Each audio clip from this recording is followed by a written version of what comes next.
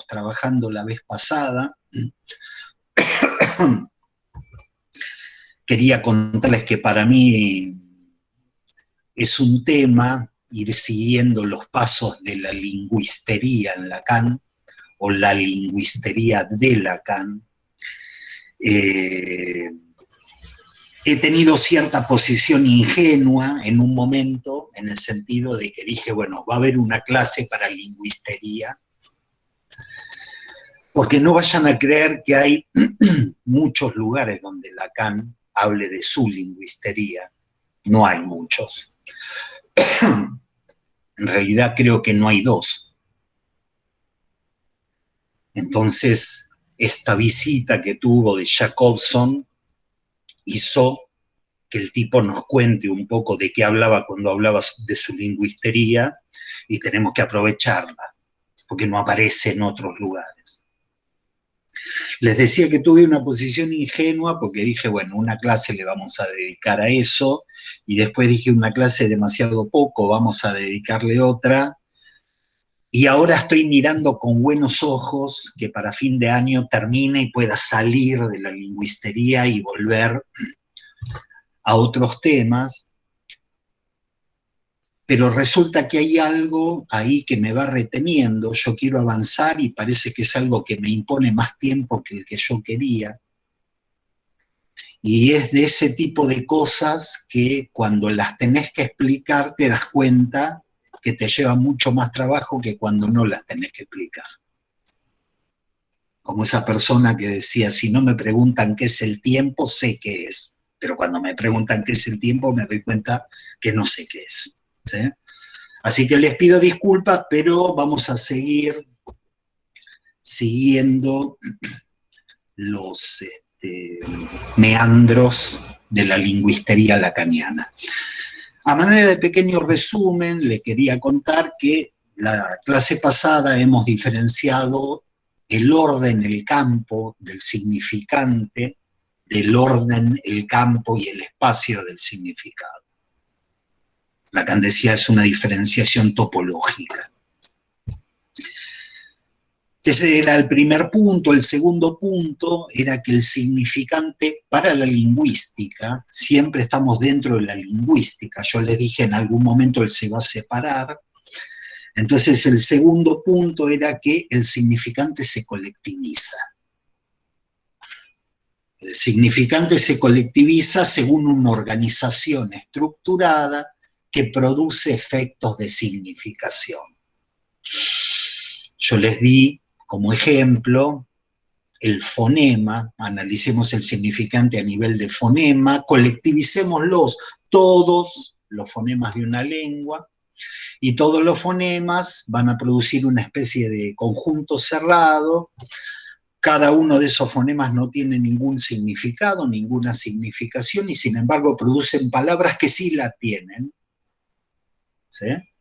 A su vez, esas palabras pueden ser tomadas como significantes, es decir, no sé qué significación tienen, y cobrar una significación o producir una significación en una frase.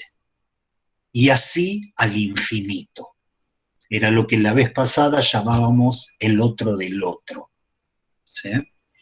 Es decir, planteábamos niveles con la lingüística, estratificaciones de colectivización, donde los elementos de cada nivel son tomados como significantes en un nivel superior, es decir, en el nivel que le sigue, y esto al infinito. Fonemas en palabras, palabras en frases, frase de discurso, discurso en conjuntos de discurso. ¿Sí?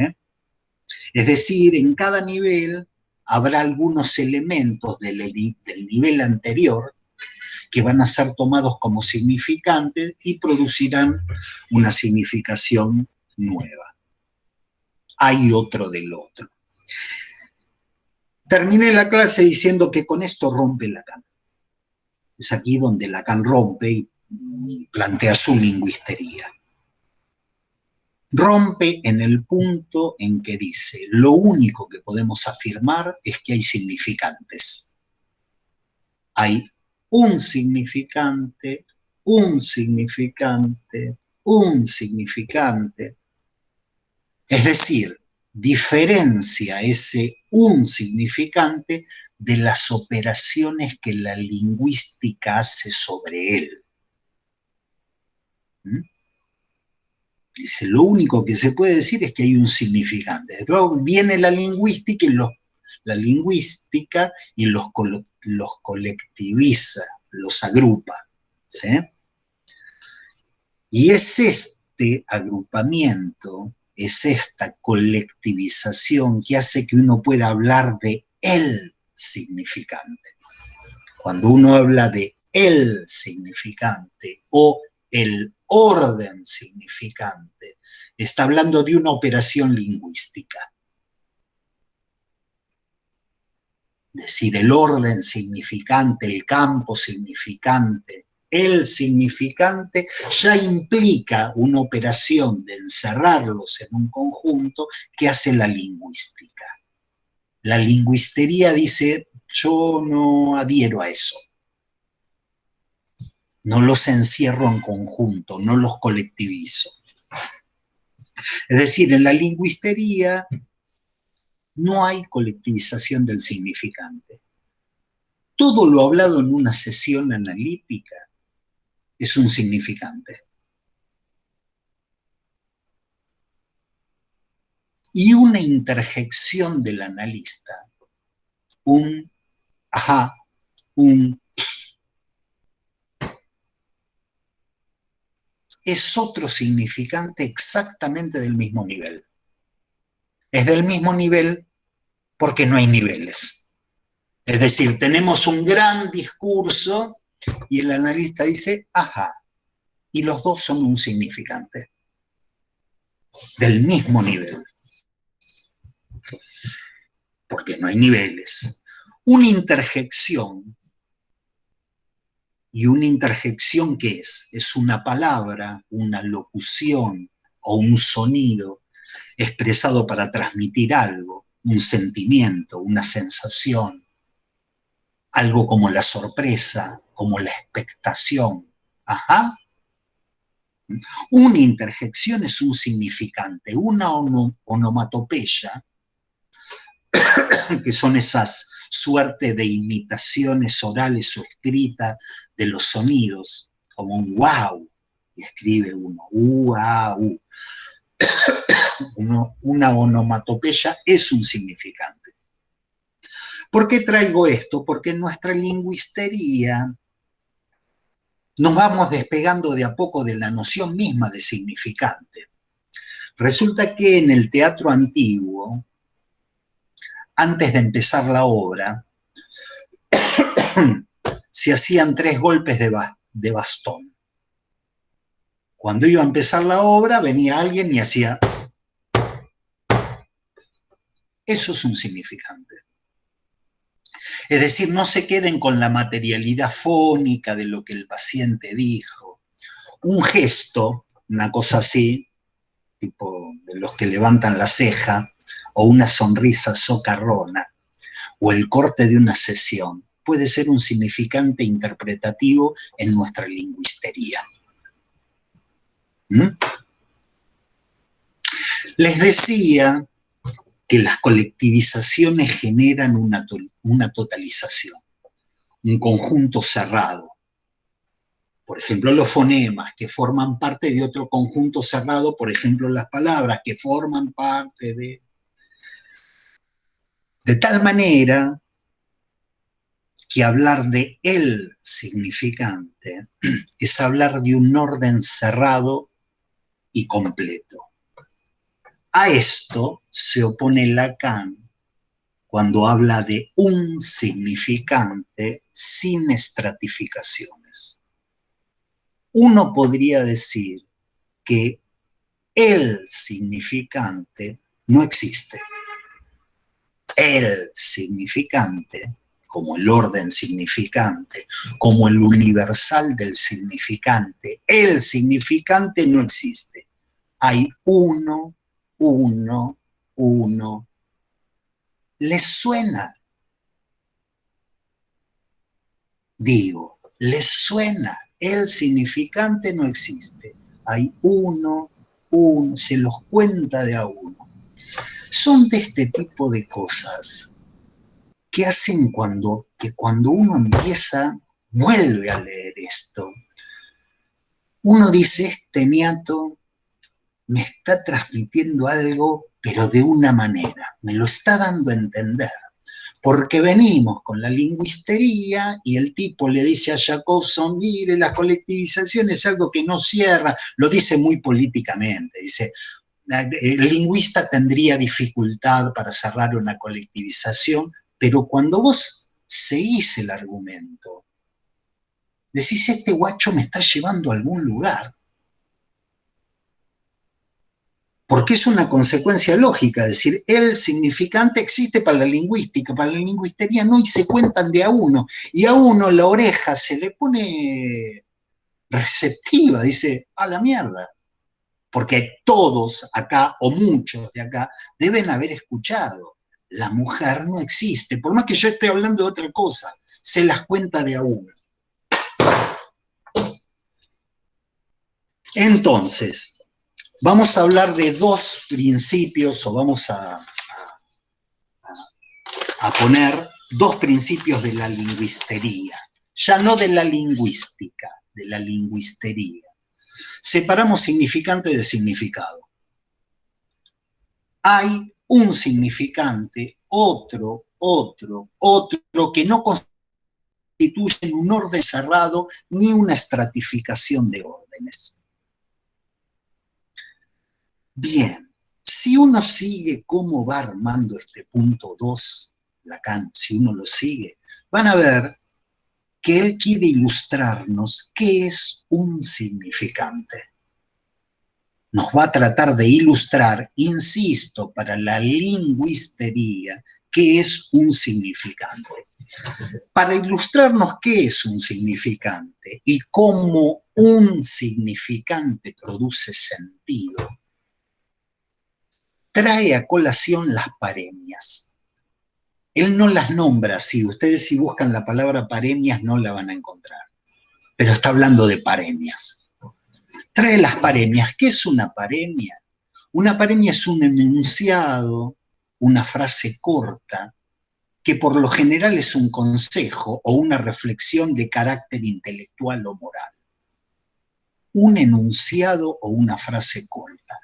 Dentro de las paremias van a encontrar el refrán, los aforismos, los dichos, los adagios, los proverbios. Esos son paremias. ¿Sí? Por ejemplo, hay uno que decía mi mamá, supongo lo debe decir si la escucho, lo que pasa es que ya no la escucho, que decía mi mamá que decía sarna con gusto no pica. Yo no sé para la gente que no es de Argentina qué puede llegar a querer decir sarna con gusto no pica.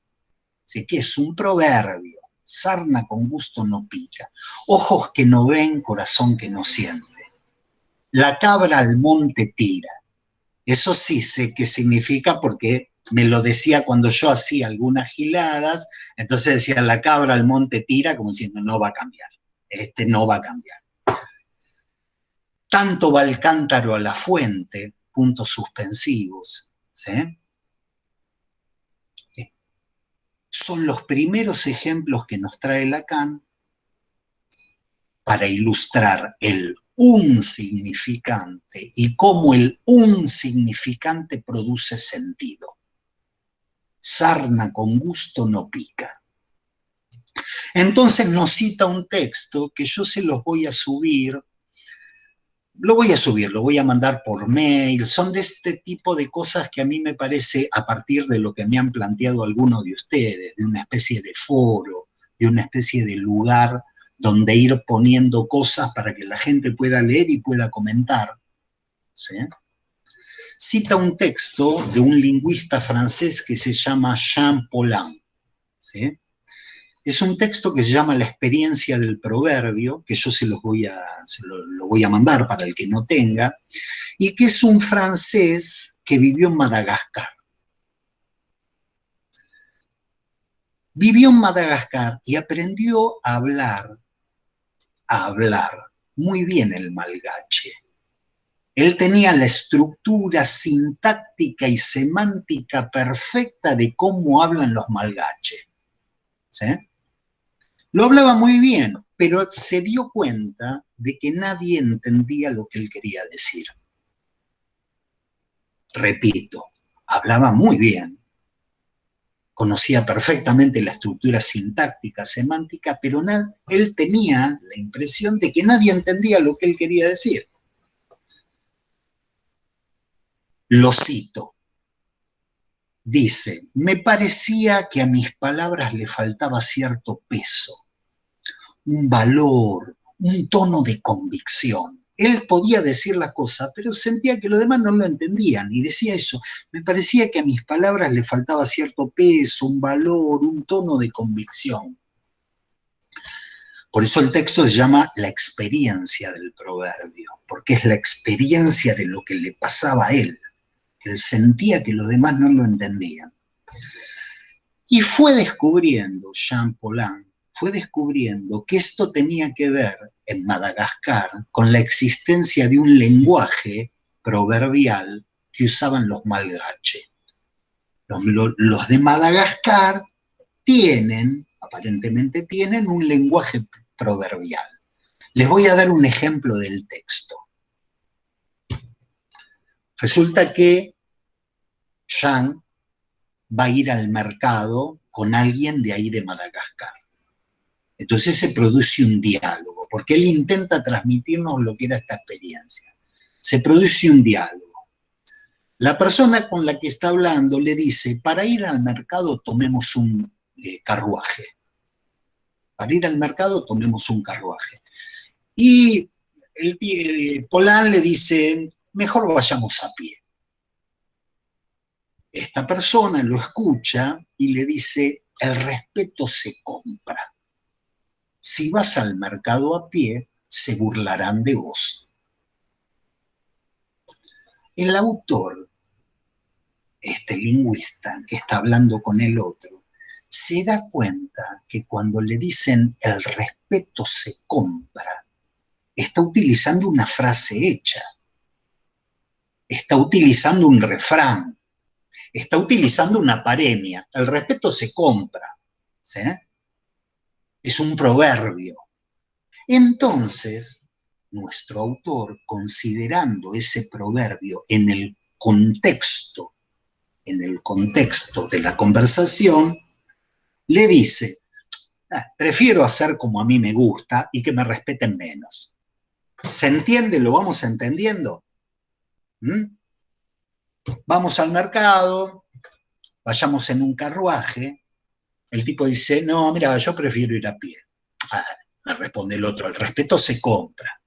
Si vas a pie, se van a burlar de vos. Y este le dice, no, yo prefiero que se burlen de mí, prefiero que me respeten menos, e ir a pie.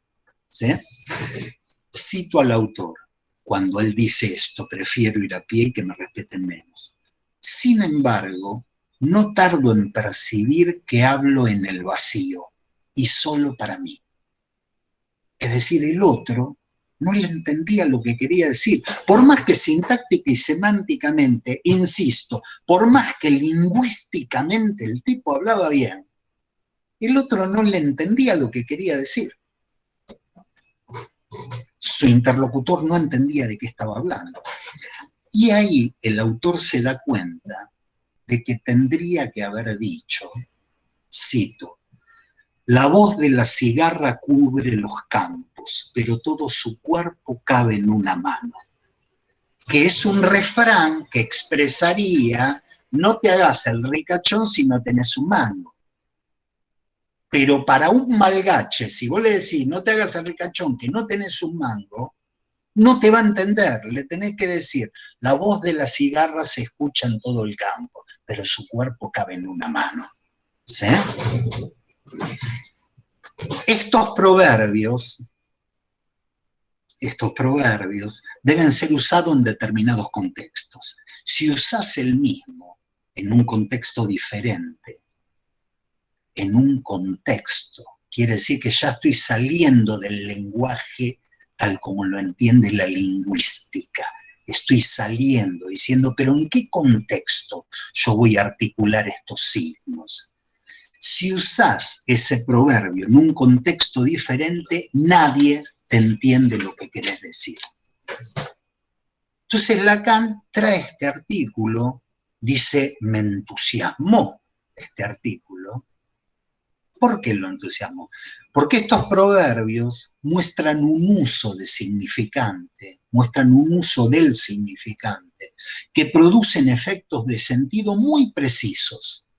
Y resulta que no valen por su estatuto de fonema, ni de palabra, ni de frase en un discurso, como postula la lingüística. ¿Se entiende? Estos refranes son como un cuerpo extraño en la lingüística, en la organización significante de la lingüística.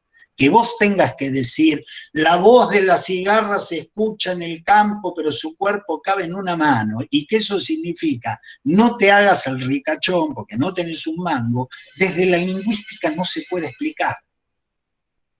¿Sí? No valen por razones que tienen que ver con el dominio semántico y sintáctico, sino que valen por razones, comillas, exteriores al lenguaje en sentido lingüístico.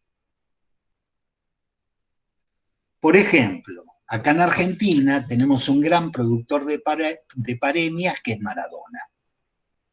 Maradona es un gran productor de paremias. Me estaba acordando de una que dijo en la cancha de Boca, yo me equivoqué y pagué, pero la pelota no se mancha. Si viniese un lingüista y escucha la pelota no se mancha, diría, ¿de qué carajo está hablando? Ahora, ustedes y yo entendemos perfectamente qué quiere decir, yo me mandé 1000 cagadas, pero la pelota no se mancha. No sé si soy claro, ¿sí? Maradona es un gran productor de paremias. ¿De qué unidad lingüística se trata en el proverbio? Lo miro desde el lado lingüístico. ¿De qué lugar lingüística, de qué unidad lingüística se trata en el proverbio? No es exactamente una frase. No es exactamente una frase, porque si se la escribiese, debería llevar guiones entre las palabras. Exigen la literalidad. No se pueden modificar. Uno dice sarna con gusto no pica y lo tiene que decir como si fuese una holofrase, como si fuese literalmente, porque si a alguien le decís, no, pica la sarna, ¿de qué estás hablando? La sarna que pica, ¿de qué estás hablando? Es un uso del significante en su literalidad, que no tiene que ver con ninguna de las estratificaciones de lo que nos hablaba la lingüística y que produce un efecto de sentido que a todos nos llega. Yo les soy franco, después más adelante voy a explicar un poquito por qué. Es muy probable que a ninguno de ustedes le diga nada, sarna con gusto no pica. A los que tenemos cierta edad nos dice mucho, sarna con gusto no pica. ¿Sí? Pero tiene que ser usado literalmente. ¿Sí? Tiene que ser usado literalmente. Como alguien podría discutir, porque si hubiese un lingüista, acá podría discutir que el proverbio tiene la estructura de una frase. Yo me mandé 1000 cagadas, pero la pelota no se mancha. En realidad no dijo así, dijo, yo en mi vida me equivoqué y pagué, pero la pelota no se mancha. Alguien podría decir, che, pero es una frase, perfectamente es una frase. ¿Eh? Como alguien podría discutir eso, Lacan va a traer algo que va más allá en su lingüistería. Es algo que va más allá. Nos trae locuciones. Locuciones que también constituyen un uso literal del significante y producen sentido. Un uso literal del significante, andate al carajo, tomate el palo, literal del significante, que produce un sentido, un modismo y una frase hecha. Por eso ustedes cuando entran a internet pueden llegar a encontrar diccionario de modismos. Hay que tratar, digamos, de ubicar estos modismos que en los diccionarios al principio no están, ¿sí? Son frases hechas que exigen literalidad y cuyo efecto de sentido no adviene por la correlación, la relación entre tomar y palo. Tomate el palo, que supongo para los que no son argentinos, tomate el palo es andate, tómatela, rajá, de mala manera, ¿sí? Tienen que ser usados en esa literalidad y es en esa literalidad que producen un sentido. No es tomate el palo, ¿en qué sentido me lo decís? Debe advenir un S2 para resignar. No, eso es lingüística. Lingüistería no. Se entiende un uso literal del significante que produce sentido, ¿sí? Lacan elige, no sé cuántos de ustedes tienen la versión francesa, elige un modismo, una locución que es attire l'arigot. Attire l'arigot. Que es una frasecita, una locución, no es una frase, que quiere decir en abundancia. Es lo que en castellano creo que tradujeron como aporrilio. El que tiene la versión castellana lo tradujeron aporrilio. Lo que pasa es que está muy bien, porque en español aporrilio quiere decir en abundancia, ¿sí? El tema es que tuvieron que sacar todo un parágrafo del seminario. La versión castellana hay todo un parágrafo que no está, porque es toda la expresión, todas las vueltas que le da Lacan a attire l'arigot, ¿sí?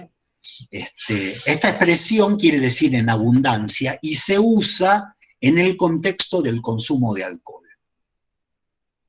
Alguien está escabeando y un francés le dice, che, estás escabeando, attire l'arigot, así con acento rioplatense. ¿Sí? ¿Qué quiere decir? Estás escabeando en abundancia, ¿sí? Beber attire l'arigot. Quiere decir beber en abundancia. Vamos a elaborar un poquito eso, pero tómenla y en el fondo tengan algo así como Pancho por su casa. Resulta que tal colega se mueve en el seminario 17 como Pancho por su casa. He estado con él, he estado en una clase tal, se mueve en el seminario 17 como Pancho por su casa, ¿sí? Que es otra locución, ¿sí? Attire l'arigot como Pancho por su casa no es un fonema, es más que una palabra, lo veo ahora como lingüista, ¿eh? No es un fonema, es más que una palabra. Attire l'arigot no llega a ser una frase, porque por ejemplo no tiene verbo.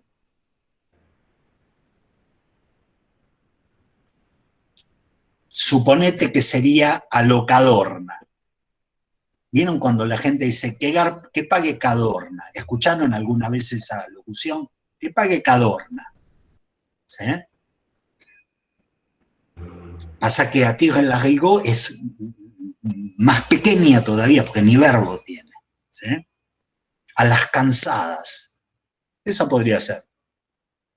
Sí, me trajo la clase, me dijo que me lo iba a traer y me la trajo a las cansadas. A las cansadas, ¿sí? Entonces, no es un fonema, es más que una palabra, es menos que una frase, no tiene verbo, es una especie de holofrase. Una holofrase de 3 palabras que todo el mundo usa y que todo el mundo sabe qué quiere decir. Porque este es el punto. Todo el mundo sabe qué quiere decir. A las cansadas. Produce sentido, ¿sí? La lingüística intenta ubicar respecto de estos elementos, lo junta, hace una especie de diccionario de expresiones, diccionario de modismos y frases, diccionario de modismos y frases hechas que intentan ubicar el origen histórico de la frase. Vamos a suponer, yo tengo hace años Le Petit Robert, que es un diccionario en francés. Entonces vos agarrás y te pone una expresión, ¿sí? Entonces te pone siglo XV. En el siglo XV significaba tal cosa. Siglo XVII significaba tal otra cosa. Porque intentan ubicar, de alguna manera, el origen de esa expresión en algo concretamente acaecido en un momento, ¿sí? Por ejemplo, si decimos como Pancho por su casa, voy a inventar, ahora estoy inventando, ¿sí? Uno podría encontrar un diccionario que decía, bueno, en el siglo XVIII había un tal Francisco, que le decían Pancho, y que cuando los amigos iban a la casa de él siempre se encontraba, se entiende como una especie de explicación para explicar de dónde carajo sale como Pancho por su casa. ¿De dónde salió? Ándate al carajo. Alguien dice los marineros, esta no la estoy inventando, los marineros del siglo de no sé qué, al que no hacía bien en los barcos a vela, hay una parte del barco que está muy cerca del agua que se llama el carajo. Entonces, el que no hacía las labores con lo demás o se escabiaba en horario de laburo, le decían, se va al carajo. Entonces se tenían que ir al carajo y quedarse al carajo. Pero de esa hay 17. Otro dice, no, el carajo era un templo que había en no sé qué, que cuando uno se iba al carajo tenía maneras en que la lingüística quiere ubicar algo que excede su organización formal y lo trata de ubicar por un motivo en un ámbito que es un ámbito extralenguaje tal como lo entiende la lingüística.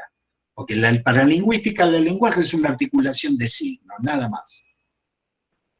Sí, sí, pero como Pancho por su casa debe haber tenido un origen por fuera del lenguaje. ¿Sí? Lo mismo a Tirre-Larigot. Había un tipo que se llamaba Larigot que escabiaba mucho, entonces uno le dice, bueno, lo que pasa es que vos bebés a Tirre-Larigot, que quiere decir, vos bebés como bebía el borracho este. Pero son maneras que intentan inventar. De hecho, hay un diccionario en el cual a Tirre-Larigot tiene como 20 explicaciones. ¿Sí? ¿Por qué agarra esto Lacan? Yo les pido disculpas, ya la clase pasada les avisé que estamos en un terreno que no es de los más divertidos, a mí me encantaría hacer una cosa divertida con esta, pero lo vamos siguiendo porque tenemos que ir un poquito tras las huellas de, viendo a qué nos lleva la lógica que subyace a esto. ¿Y hacia dónde nos lleva? ¿Hacia dónde nos quiere llevar Lacan? A que el significante produce sentido. Ponele, arre, manzana, no, juguete. ¿Entienden qué es eso? ¿Sí? A mí a veces me pasa, con un grupo de gente más joven que yo, que jugamos al fútbol, le digo, che, ¿vas a traer tal cosa? No, juguete. ¿Qué juguete? ¿Fuiste? No, manzana. Manzana. ¿Arre? Manzana, arre, no, juguete. ¿Qué expresan para Lacan? Expresan ni más ni menos que la subversión del deseo. Ya vamos a ver, denme unos minutos, sé que es medio denso y medio pesado, pero quiero transmitirles un poco elementos de lingüistería lacaniana psicoanalítica. ¿Qué expresa eso? La subversión del deseo. Nos va a traer una frase bien al estilo de lo que viene hablando, ¿sí? Como si fuese un adagio. Por el tonel agujereado de la significancia, fluye a Tirre-Larigot, insisto, por el tonel agujereado de la significancia, fluye en abundancia un boc, que es una pinta, me parece que ahí está traducido como boc. Un boc es un vaso en el cual se bebe cerveza. Yo no sé cómo se llama porque nunca he bebido cerveza, pero creo que se llama pinta. En Argentina le dicen unas pintas, tomamos unas pintas. Entonces dice, por el tonel agujereado de la significancia fluye en abundancia una pinta llena de significancia.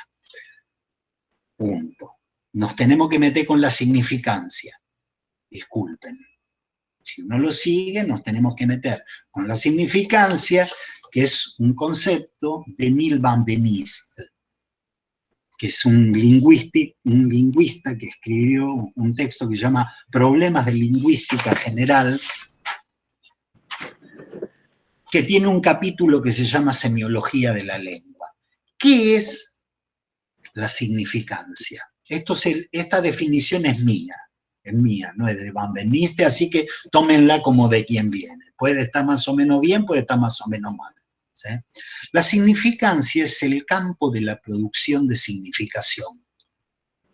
La significancia es el campo de la producción de significado.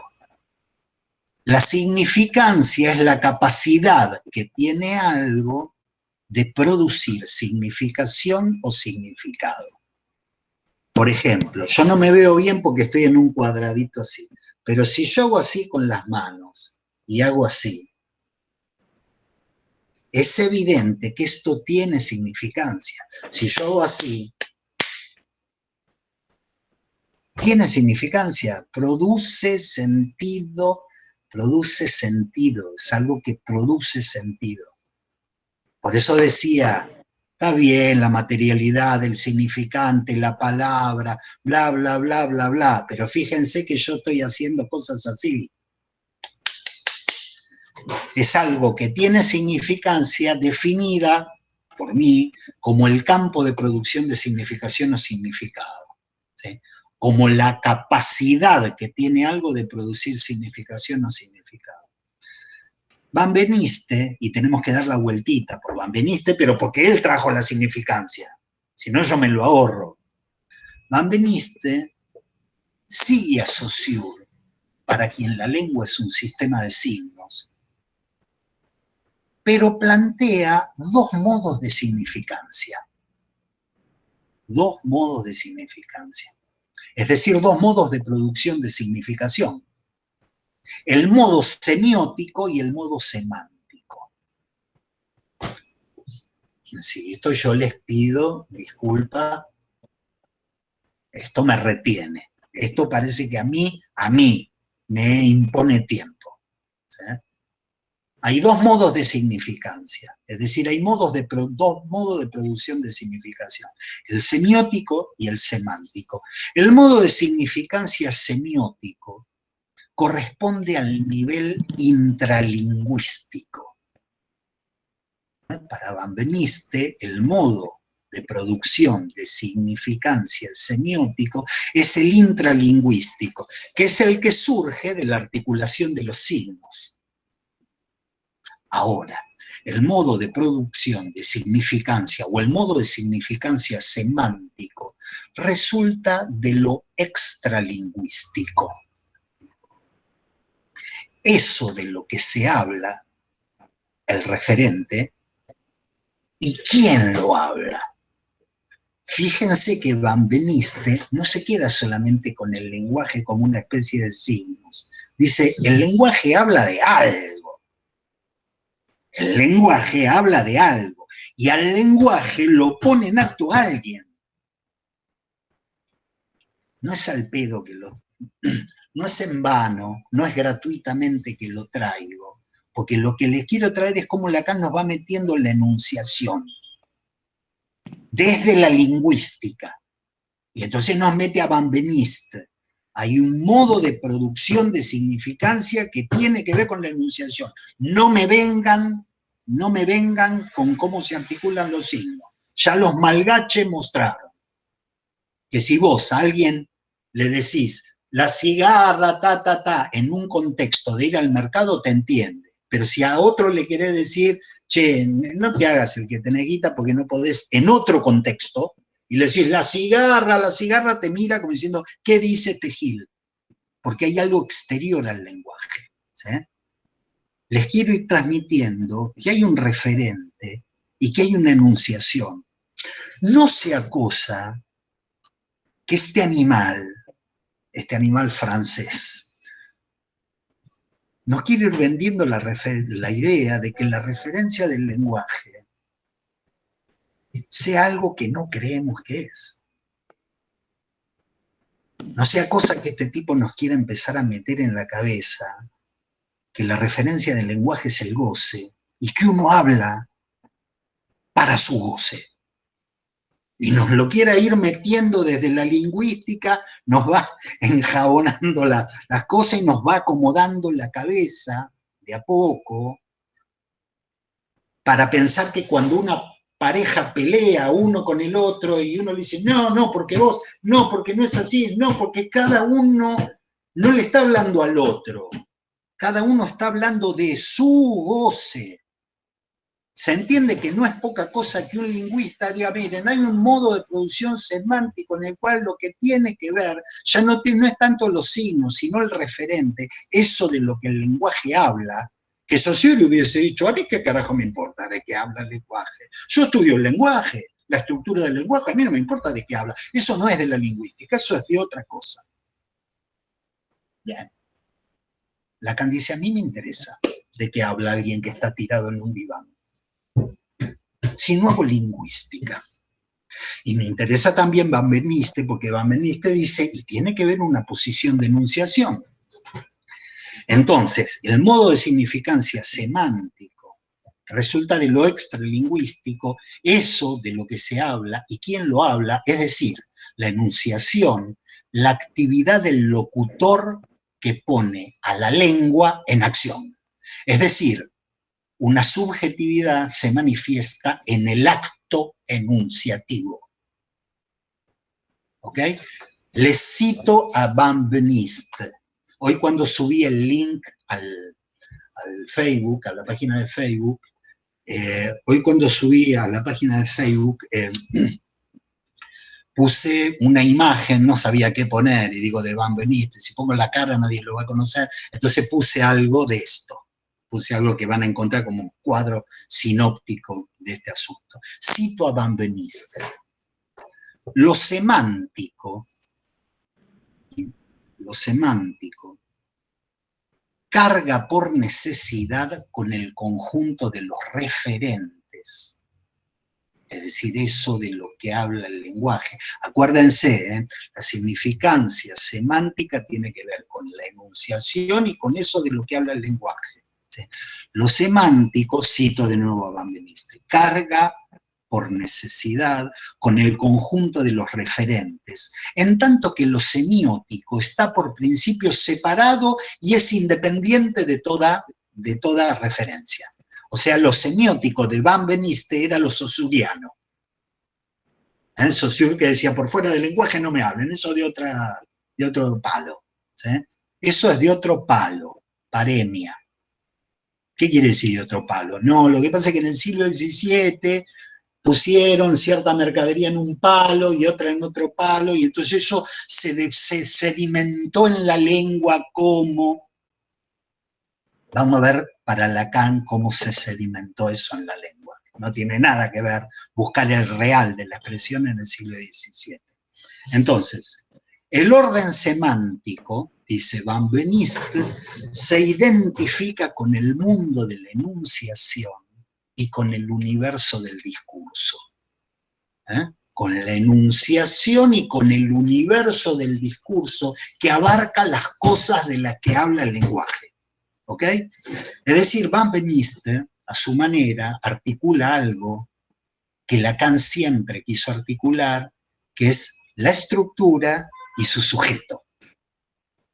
Porque mientras ciertos desarrollos estructuralistas eran la estructura sin sujeto, Lacan toma a estos niatos porque dice, wow, este va en mi mismo camino. Articula la estructura del lenguaje y el sujeto de ese lenguaje como productor de significancia. ¿Ok? Vamos a la frase de Lacan. La frase de Lacan es... por el tonel agujereado de la significancia, fluye en abundancia una pinta llena de significancia. ¿Sí? Vamos a ir despacio. Imaginemos un tonel lleno de significancia. Es decir, de un enorme campo donde potencialmente se produce significado. O significación, lo uso independientemente. ¿Sí? Desde ya les aviso, en ese tonel vivimos nosotros. ¿Sí?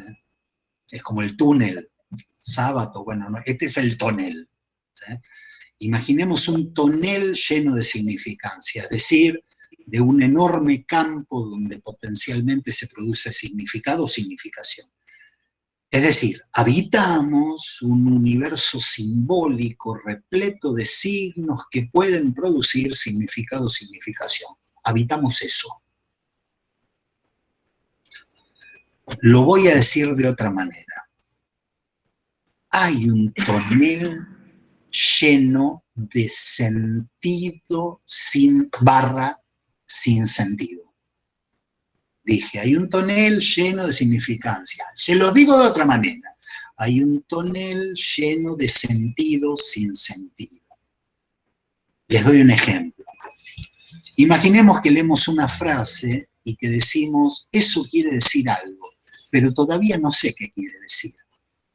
No sé si alguna vez les pasó a ustedes, tal frase en un escrito de Lacan.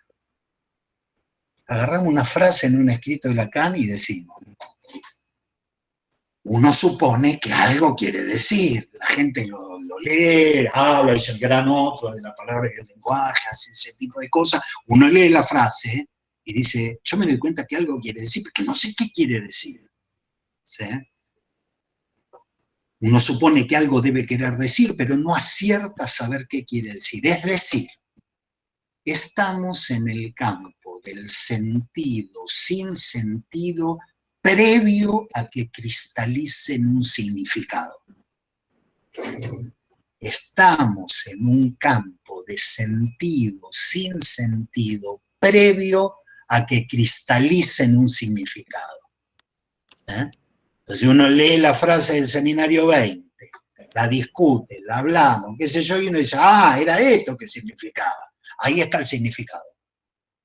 Ahí se nos acabó la significancia, como modo potencial de producir significado, potencial, de producir sentido, sin sentido. Sentido sin, desde ya les digo, no me quiero meter, porque si salto de del significante a la significancia, de la significancia al sentido sin sentido, y me pongo a explicar el sentido sin sentido, esto realmente es un embole del cual no salimos nunca más. Lo que les quiero transmitir, como un ejemplo, es que sentido y sin sentido es lo mismo. Es lo mismo. Uno dice, esto quiere decir algo. ¿Qué quiere decir? No sé, ¿viste? No sé qué quiere decir. No es que el sinsentido es no sentido. El sinsentido está dentro del sentido. Es lo mismo. Se lo digo como lo dice Lacan, así de macho, de guapo. Un enigma es el colmo del sentido. Toma.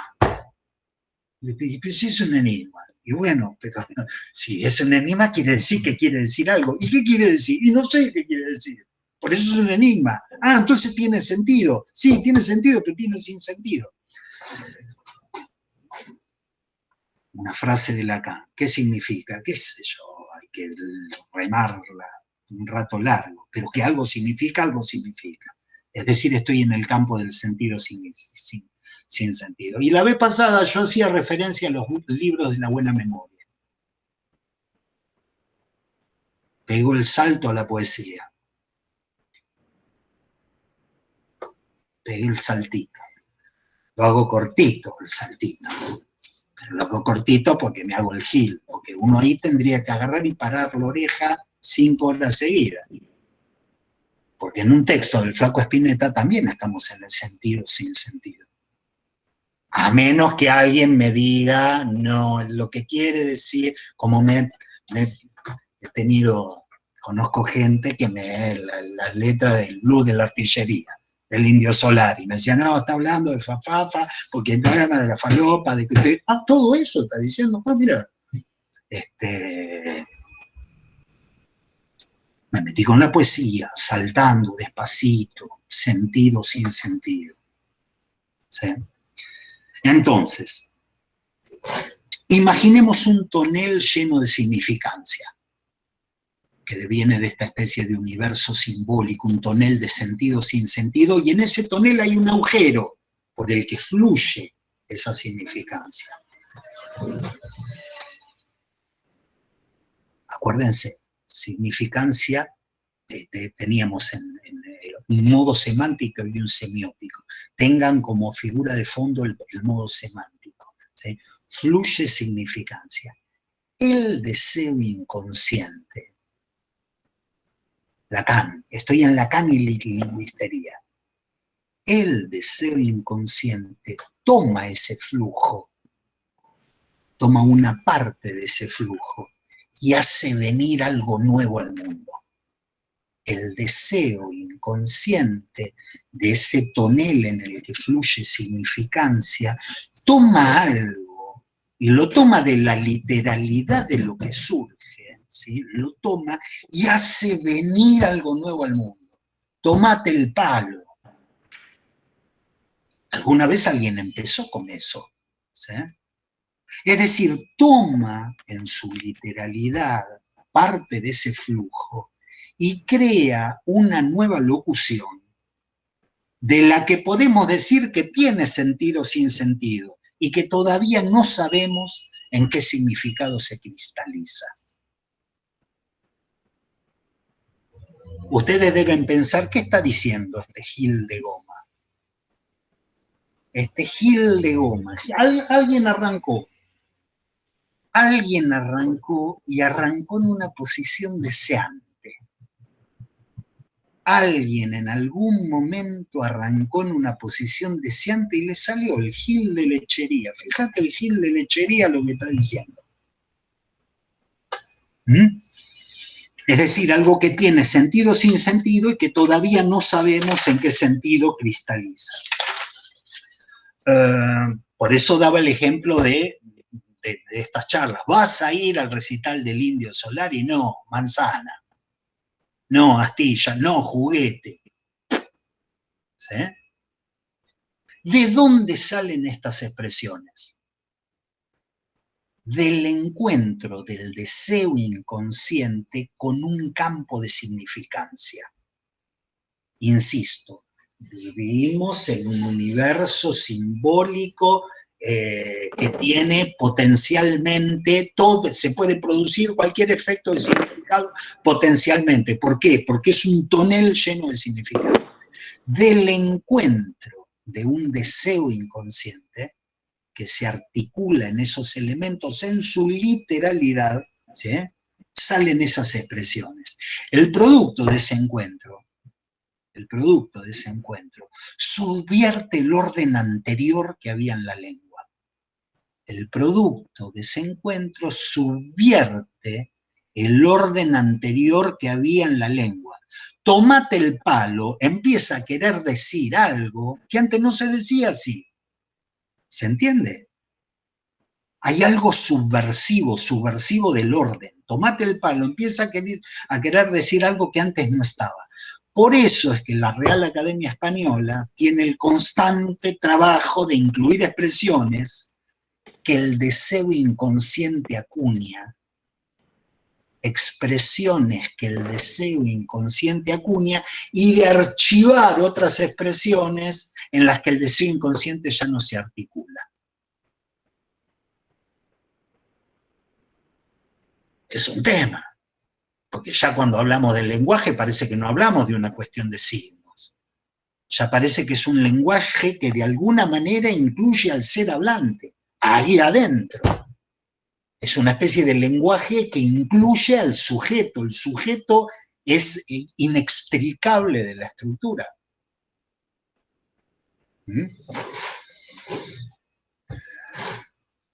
Subvierte el orden, y es en ese sentido que cuando Lacan habla de estas locuciones, en este punto van a leer qué dice. Locuciones, ¿de dónde salen estas? ¿Qué quieren decir estas locuciones tan extravagantes? Y Lacan dice, cito literal, ellas no quieren decir otra cosa que esto, la subversión del deseo. Es este el sentido de Attirer la Rigo. Manzana, ¿cuál es el sentido de manzana? La subversión del deseo. Como el deseo va tomando parte de un campo de significancia y en su articulación crea. ¿Sí? Punto. Vamos a dar otro saltito. Si miran bien, esta es la misma lógica que cualquier formación del inconsciente. Lingüistería. Si miran bien, es la misma lógica que cualquier formación del inconsciente. Freud, por ejemplo, tomaba el sueño. ¿Y qué hacía del sueño? Una cadena significante, atente al hilo, ya no hablo de lingüística, hablo de nuestro, un significante, ¿sí? Una cadena significante que Freud tomaba literalmente. ¿Cuál es el significado de eso? Uno le podía decir a Freud. Freud decía, no sé, no me vas a decir, con el contenido manifiesto no puedo hacer nada. Tengo que ver qué contenido latente hay en ese contenido manifiesto. Se entiende que Lacan eleva una formación del inconsciente en tanto literalidad del significante, que es un acto creativo, un sueño, y de alguna manera lo homologa al acto creativo que hay detrás de decir, me tenés las pelotas al plato. ¿Qué carajo quiere decir me tenés las pelotas al plato? ¿Qué quiere decir? Las pelotas al plato, me hinchaste las pelotas. Si a mí viene un médico y me dice, los hombres heterosis, cuando los joden mucho, se les inflaman los testículos, bueno, qué sé yo, el lenguaje ahí está, pero si no, no tiene sentido decir. Y alguien arrancó, alguien deseante, para Lacan, en una situación deseante, dijo, ¿cómo rompe las pelotas? La histeria hizo el resto. Deseo, deseo, deseo, deseo, deseo. La histeria hizo el resto. ¿Sí? Ahora, esto, que era una formación del inconsciente, y Lacan dice, no, habitar la lengua es así, campeón. Es algo vivo, es algo que responde a tu deseo. ¿Sí? Esto nos pone en la difícil situación de pensar, que cuando hablamos, si no somos máquinas, en cierta forma, estamos dormidos y creando cosas.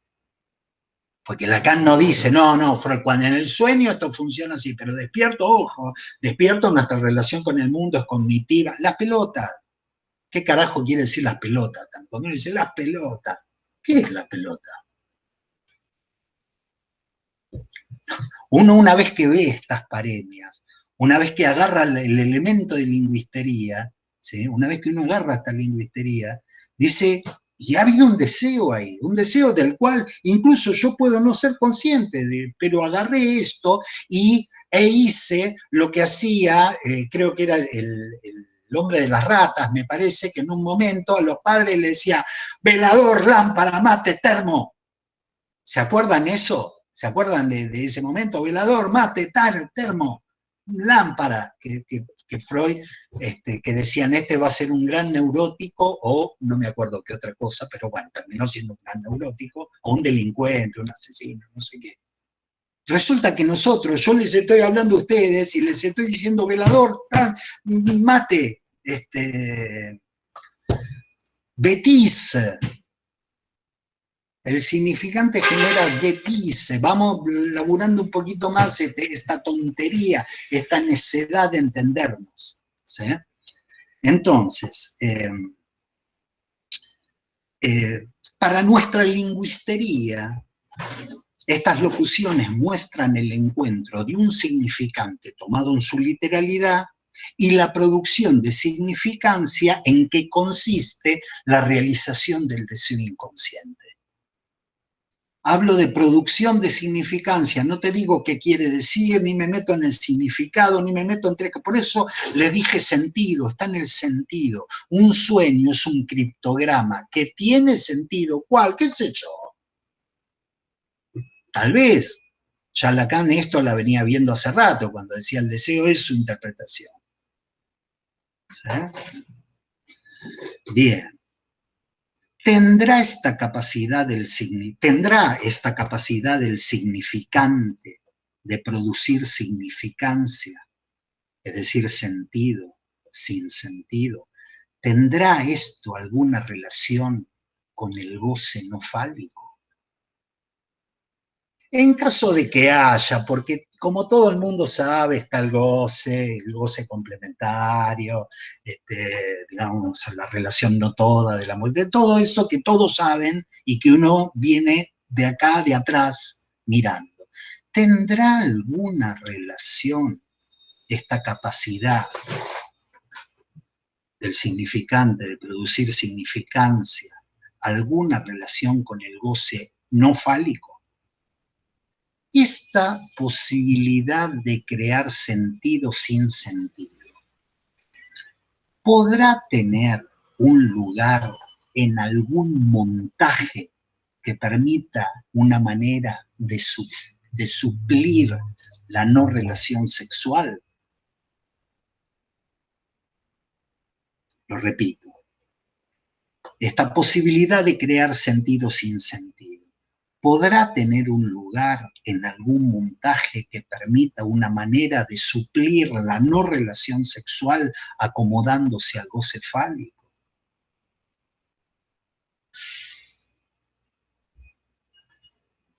Este medio decir, si ustedes quieren, porque el medio decir tiene eso.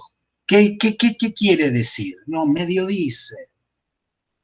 ¿Tendrá alguna importancia? ¿Será que ellas de alguna manera requieren de los servicios del significante en la producción de significancia para acomodarse a un goce mudo, que es como una especie de máquina de...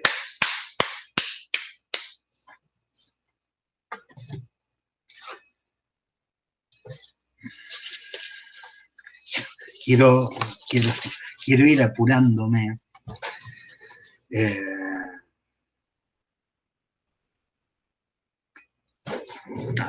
Me iba a meter con un diálogo de Platón, que se puede leer, que es el Crátilo. Espero estar pronunciando bien, me parece que es Crátilo, que es un diálogo platónico que va en la línea de locutiones significazione, que lo estuve citando la vez pasada, y que tiene que ver con la expresión, con las palabras y con la idea que vos querés expresar. ¿Sí? Tiene que ver con las palabras y con la idea que querés expresar con las palabras. Dicho de otra manera, ¿será eso una relación completamente arbitraria? ¿Será una relación arbitraria? Crátilo era un tipo que suponía que no es una relación arbitraria. Y de alguna manera, como dice Borges, en la palabra rosa habita la rosa. Por una serie de cuestiones. Es decir, que la palabra toca la cosa. ¿Sí? Es interesante. Por eso yo iba a seguir con eso, pero me parece que prefiero seguir con nuestra lingüistería de a poquito y tratando de ubicar su relación con qué. Con que me parece que era Hermógenes el que discutía con Crátilo. Pero lo que pasa es que estuve dando una clase de otra cosa y tengo los números, los nombres cambiados. Vamos a suponer que era Hermógenes, vamos a suponer. Que decía, no, esto es convencional. Esto se llama mate acá, pero en el sur de Brasil se llama porongo. Y realmente es una cosa absolutamente convencional. Crátilo decía, no, en la palabra mate está el espíritu del mate, Entonces había una relación de arbitrariedad o no arbitrariedad, y Lacan va a decir, no es arbitrario. Siempre se engancharon por eso, porque perdieron el real que eso articulaba.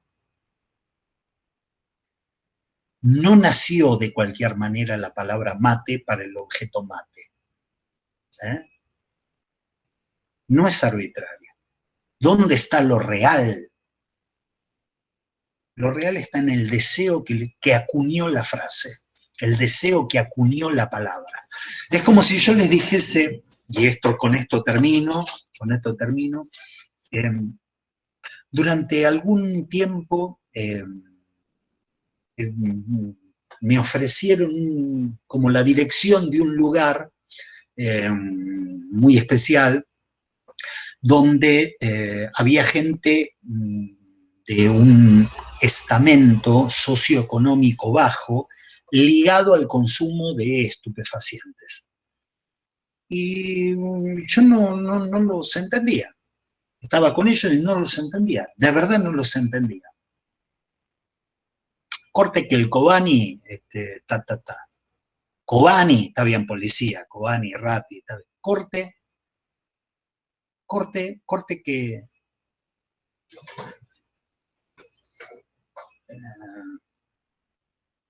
mi sorpresa fue ver que en los siguientes años, corte que, igual que Manzana, igual que Astilla, empezaron a ser parte de nuestra vida. Corte que ahora termino la clase. Empezaron a ser nuestra vida, pero de algún lugar nacieron. Y Lacan dice, tienen un origen, tienen una causa en términos de un origen real y tienen que ver con el deseo inconsciente que los acuñó. Bien, yo voy a terminar hoy esta parte de la lingüistería y espero que la vez que viene al menos termine el punto 2, la betiza, la tontería del significante mismo. Le paso lugar a Hugo si quiere decir algo acerca de esto y a ustedes si también quieren decir algo, alguna pregunta, señalamiento, etc. En principio, muchas gracias por tu más que una presentación. Diría un análisis muy preciso de términos empleados por Lacan y sus consecuencias. En principio voy a empezar por contarles cómo es el poema de Borges. Como dice el poeta en el Caratilo, la palabra es arquetipo de la cosa. En la palabra rosa está toda la rosa y todo el Nilo en la palabra Nilo. Me lo acuerdo porque... ¿Por qué me acuerdo? No me acuerdo por los poemas que leí de menos de Borges. Pero este me pareció fabuloso y muy difícil de entender. Que en la palabra Nilo está todo el Nilo y que en la palabra rosa está toda la rosa. Pero si eso no se entiende, ¿qué quiere decir esto? Que el mundo humano es ese, que las palabras es el arquetipo de la cosa. ¿De qué cosa se trata entonces para nosotros? De das Ding, la cosa que se escapa siempre. La cosa de lo cual no tenemos otra idea que una existencia que se ha perdido, de la cual, en última instancia, nunca la hemos tenido esa cosa. Y todo es cómo se gira alrededor de esa cosa, qué multiplicidad de significantes, de significados, de significancia se puede dar a ese agujero constitutivo del sujeto. Esta es la primera. Y otro punto que ya es mucho más básico, yo diría, para ir a la clínica, es que un argentino, supongamos Francisco Gofreda, puede analizarse con un francés. Es que un argentino que habla como puede el español puede controlar con Mustafa Safwan, que acaba de morir. Fue mi caso. Es decir, es que alguien que habla árabe como Mustafa Safwan puede entender a un argentino que habla español. Ni español, a un argentino que habla argentino, que son dos lenguas diferentes. Me hace esta pregunta, ¿no? O sea, ¿cuánto de enigmático hay en lo que cada uno dice? Y que solamente la relación con la lengua hace que desde ese enigma aparezca un deseo.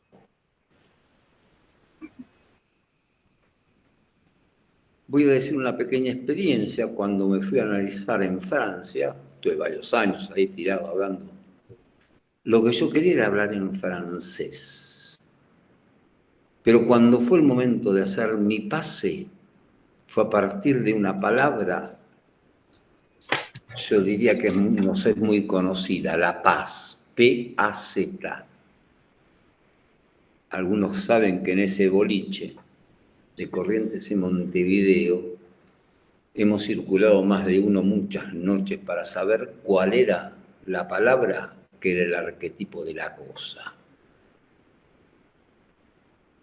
Y me acuerdo que le dije a Miller en ese momento, que era mi analista, ni usted ni yo sabemos qué quiere decir esa palabra, aunque usted entienda perfectamente.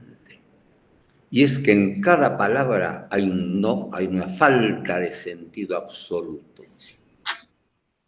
Y de eso se trata un análisis. ¿Cuál es el sentido que escapa también a esa palabra? Este fue el comentario que me ha suscitado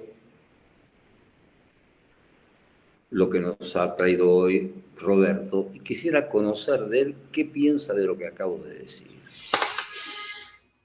Antes de irme, como le dije que me iba a ir antes. Bueno, Hugo es así, agarra la papa caliente y me la tira en la mano, y dice, a ver cómo hacen, como los chinos con los platitos. Sí, yo lo que haría resonar,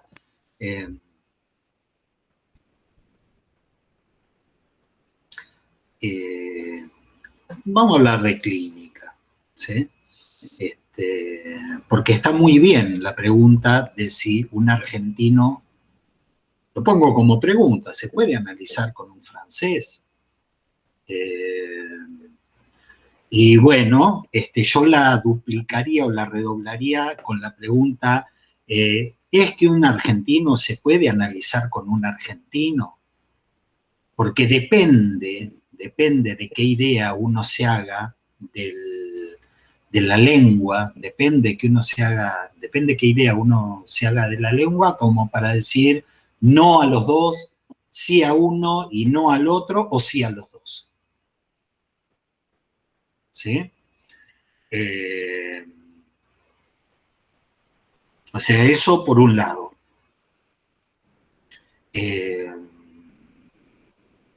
decir, que no voy a... Espero haber producido cierto efecto de sentido sin sentido con ese medio decir, que es responder así. Responder así es generar un medio decir sin que el otro diga, bueno, ¿qué respondió? Nada, este es un chata de verdad. No, no es un chata. Se maneja con el medio decir con las papas calientes. Entonces, eso por un lado. Me parece muy un tema que de verdad para mí no es un tema zanjado, que es la relación con el referente que vos, digamos, pusiste en términos de Dasbin y que está muy bien.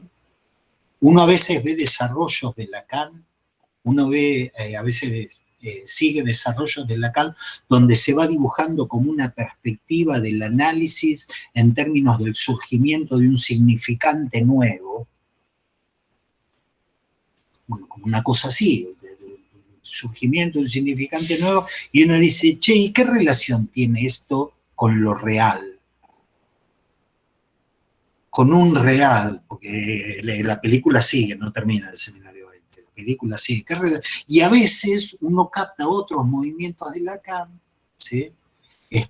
Donde de alguna manera tiene que surgir una especie de punto que toque el goce en algún lugar, ¿sí? Me da la impresión, por lo que yo vengo releyendo y acomodando las ideas, me parece que es esa la que va tirando cuando él plantea lo que va a seguir, porque pasamos de el significante a un significante y después dice, y ahora vamos a pasar de un significante al significante uno, que es otra cosa, que es otro saltito, que es otro movimiento y que tiene que ver con eso que es causa de. Entonces, ahí vamos a ver en qué sentido el significante en términos de la lingüistería puede no solamente generar significancia, sino tocar das Ding, el goce de la madre. ¿No? Porque das Ding es eso, el goce de la madre poniendo en el de el genitivo, objetivo y subjetivo, gozar de la madre, que la madre goce de mí. Lamento no haber podido responder ninguna de las dos preguntas, pero esto es lo que me suscita tu pregunta, Su. Bien, hasta la próxima. Chao. Hay una pregunta, Roberto. Sí, Patricia Torres. Hola, ¿qué tal? ¿Me escuchan? Sí, te escucho. Yo te escucho, Patricia. Bueno, aparezco con el nombre de mi hijo acá con estas cosas de internet. Me quedé pensando en esta pregunta al final que hizo Freda, pero que habló de su deseo. Él quería analizarse en francés, ¿no? El pase fue castellano, pero su deseo era en francés. Sí. Y desde ya tu explicación, Roberto, ¿qué te puedo decir? Siempre tan minucioso y tan claro en temas tan áridos por momentos. Y en mi caso fue toda una hilación y traté de, en cada palabra, en cada explicación que dabas, me fueron resonando cosas. Por ejemplo, yo que también entiendo perfectamente que sarna con gusto no pica, y no es cuestión de andar mostrando el DNI por acá, el mató 1000 surgió en la dictadura, ¿no? Hablando de la subversión del deseo y cómo esta articulación crea, qué copado, qué era lo que se copaba. Yvonne Bordelois habla mucho, ¿no? Del lenguaje, las palabras, y realmente ahí la rosa era la rosa, ¿no? El mató 1000 da cuenta de que el lenguaje vivificó las muertes reales y concretas de una época, ¿no? Entonces me parece que nosotros, hablando de un lenguaje que después se hace social, pero dijiste, pero hay un deseo vivo que hizo que eso no se perdiera. Por algo entró en el lenguaje masivo. Y me parece que también en la recuperación del lenguaje tuvo que ver también las marcas después que pudieron... que la justicia pudo apropiarse, por ejemplo, después en la recuperación de esos desaparecidos. Digamos, no es ninguna pavada volver a decir palabras como, por ejemplo, cuando había tortura se usaban otras palabras en la época de la dictadura, es decir, aquello que es lo político, lo social, lo individual. Estamos hablando de eso. Sí. Así que te agradezco muchísimo y me parece que en mi caso disparó un montón de cosas. Bien. Gracias, Roberto. De nada. Me parece piola lo que decís. Hay que ir ajustando. Son cuestiones que hay que ir ajustando. Ahora se fue Freda, así que podemos hablar en intimidad entre nosotros. Yo le tendría que haber dicho, a buen puerto viniste por Lenia. ¿No? Cuando me hizo la pregunta esta, decía, a buen puerto viniste por Lenia, decía, ¿qué me vas a preguntar? Yo vengo remándola acá y vos me haces preguntar. Me parece que está bueno lo que dijiste, hay que ir ajustándolo, ¿sí? la idea de Lacan no es sociológica, digamos, no es sociológica, pero sí capta, ¿sí? Es realista, ¿sí? Dice, no salió de cualquier lado Matomir. Matomir salió de un lugar, ¿sí? Y tuvo un origen real. ¿Qué quiere decir? ¿Que mataron 1000? No, ni siquiera me meto. Puede llegar a ser una creación interpretativa. Es decir, puede ser una interpretación que surge en el campo social. Algo que surge en el campo social como interpretación de algo que se percibe y que se está viviendo. Por ejemplo, pero lo que pasa es que tenemos que abrir la cabeza. Tenemos que abrir la cabeza porque uno tiene que sacarse la idea de la interpretación como alguien que habla e interpreta, ¿sí? Yo hablo, mi analista me interpreta. Yo estoy padeciendo mucho la maquinita esta, por otro lado está buena porque puede venir gente que si no, no vendría, pero muchas veces pasa en el cuerpo a cuerpo que uno se siente interpretado en la pregunta misma. Entonces no es tan claro quién interpreta. A veces es eso interpreta. Por eso la palabra resonancia me pareció bien, y en cada uno tiene sus resonancias, y a veces esas resonancias generan algo creativo, generan una creación que es interpretativa. Por ejemplo, para mí no ha sido casualidad que había una especie de, no sé si es un video, un meme, un qué, no sé, de unos... ¿qué eran? ¿Ruandeses? No. Eran unos africanos, me parece, que bailaban con un ataúd y con una musiquita. Bailaban con un ataúd. Entonces eso ya lo pasaron después a bloopers, a qué sé yo, que esto, que el otro, y hubo un momento que surgió con fuerza a nivel mundial la cuestión del coronavirus y empezó a aparecer el videíto de los tipos bailando con la muerte al hombro, ¿sí? O con el ataúd al hombro, y uno decía, bueno, es casual, a alguno se le ocurrió sacar y Lacan diría no. Por eso yo me tomé el laburo de sustancializar en nuestra lingüistería el significante, y uno puede tomar cualquier cosa como significante, de hecho como significante interpretativo, puede decir desde algún lugar del mar de la significancia, a alguno se le ocurrió ponerle musiquita a los negros bailando cuando se abatía la posibilidad de millones de muertes en el planeta. A mí, yo creo que Lacan lo hubiese tomado así directamente y decir, el gran otro ha interpretado esto. Así que me parece bien, Patricia.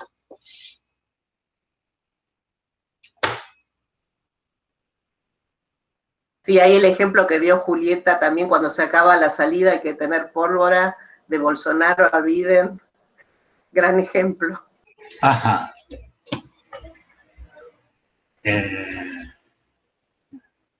Roberto. Sí. ¿Cómo estás? Disculpen una cosa, es un segundo, ¿eh? Un segundo.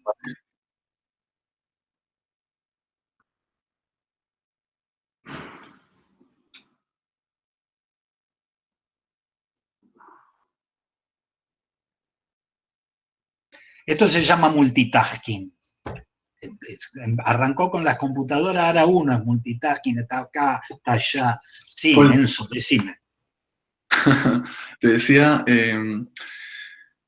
que, bueno, yo entiendo lo que estamos hablando respecto a otras figuras donde aparece eso del significante, pero a mí lo que más me llama la atención y me interesa, la verdad, es también esto, cómo aparece en la clínica.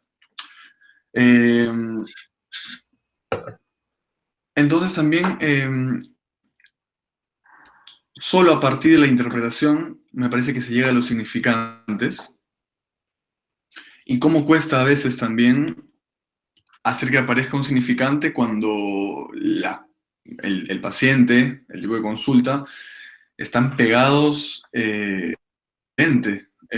cuesta mucho que asocie, cuesta mucho que llegue a darle otra vuelta.